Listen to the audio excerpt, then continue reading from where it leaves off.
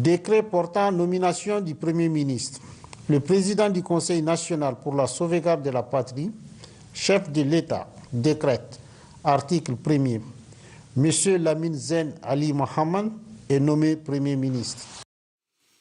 Voilà, et cette crise au Niger, on va l'évoquer tout de suite avec notre invité dans votre édition. Bonjour Jean-Hervé Jézéchiel. Bonjour. Merci à vous d'être avec nous. Vous êtes directeur du projet Sahel à l'International Crisis Group. Merci donc à vous d'être avec nous. Première question, la réunion de la CEDEAO, je le disais, ce jeudi, après l'ultimatum qui a donc expiré dimanche, quelle peut être selon vous la position de l'organisation ? La position de l'organisation actuellement, elle est un retour à l'option du dialogue. Je crois que c'est d'ailleurs bienvenu. Je crois qu'il y a une tentative d'afficher une fermeté, d'évoquer l'option militaire, mais je crois que au fond, tout le monde préfère qu'aujourd'hui, ce soit le dialogue à qui on donne encore une chance pour les jours à venir. Et d'ailleurs, on peut voir que la CEDEAO n'est pas seule sur cette option, hein. On a eu, par exemple, hier la visite d'une délégation américaine à Niamey, alors qui n'a pas visiblement donné des résultats encore très encourageants. Mais au moins, on revient à cette option du dialogue. Comment ce coup d'État a pu intervenir selon vous ? On sait que le Niger est malheureusement habitué au coup d'État, il y en a eu beaucoup dans son histoire, mais celui-ci a pris un peu la communauté internationale par surprise. Est-ce qu'il y avait des signes annonciateurs selon vous ? Des signes annonciateurs, à court terme, il y en avait peu, contrairement à la situation malienne en 2020 où pendant des semaines, les Maliens protestaient à Bamako contre le président Ibeka ou dans le cas du putsch contre le président Roch Kaboré où il y avait eu une série d'attaques très meurtrières contre les troupes, contre l'armée burkinabé. Ce n'est pas le cas au Niger. Il n'y avait pas ces éléments-là, pas de mobilisation contre le président Bazoum, pas de grande offensive ou d'attaque meurtrière, particulièrement meurtrière, ou pas récente en tout cas, contre les forces de sécurité nigériennes. Après, voilà, on savait que d'abord il y avait des tensions qui sont, comme vous le disiez, de vieilles tensions entre une classe politique et puis l'armée qui, au Nigeria, a déjà pris le pouvoir à plusieurs reprises. Et donc l'armée a cette espèce de position ambivalente dans l'histoire du Niger, à la fois au service de l'État et puis potentiellement une forme de contre-pouvoir.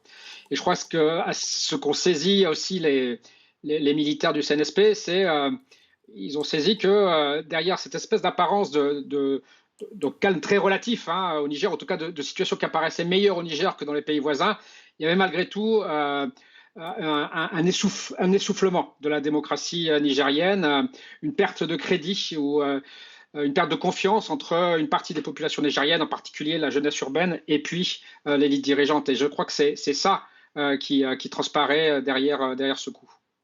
Je le disais un petit peu plus tôt avant notre entretien, la junte de son côté, elle a nommé un nouveau Premier ministre. Est-ce que, d'une certaine manière, on ne se dirige pas vers une situation à la malienne ou à la burkinabèse avec une forme de pouvoir civilo-militaire qui s'installe à bas bruit, d'une certaine manière ? Oui, c'est en tout cas sans doute le pari que fait le CNSP. Aujourd'hui, un retour en arrière apparaît de plus en plus difficile. Et pour autant, de la même manière, il paraît difficile aussi de laisser le pouvoir aux seuls détenteurs d'armes. On a de facto une forme de transition. Je crois que l'ensemble des acteurs devraient l'accepter. Ça ne ferme pas la porte à un éventuel retour du président Bazoum, mais ça aussi ouvre un horizon peut-être plus pluriel. Il faut aujourd'hui sans doute essayer, si on veut donner une véritable chance au dialogue, il faut essayer de sortir des antagonismes actuels, de la polarisation actuelle. On s'est trop focalisé ces derniers jours sans doute sur l'opposition entre option d'une intervention armée ou dialogue. En réalité, le débat n'est pas là. Le débat, il est plutôt sur quel compromis les deux camps sont prêts à faire pour essayer de composer ensemble une transition qui servira les intérêts du Niger.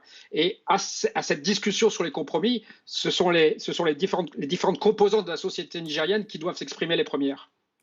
Est-ce que d'une manière plus régionale cette fois, je le disais, il y a des juntes au pouvoir au Burkina Faso et au Mali. Est-ce que d'une certaine manière, et ce n'est pas finalement ce que craint la CEDEAO, on risque de voir apparaître une forme de cartel, une forme d'entente des juntes alignées sur des intérêts similaires entre le Burkina Faso, le Mali et donc le Niger ? Alors, oui, c'est-à-dire que sur le papier, c'est ça qui se dessine et on le voit aussi avec les visites réciproques, hein, Hmm. que les hauts dirigeants de ces trois pays ont effectuées ces derniers jours.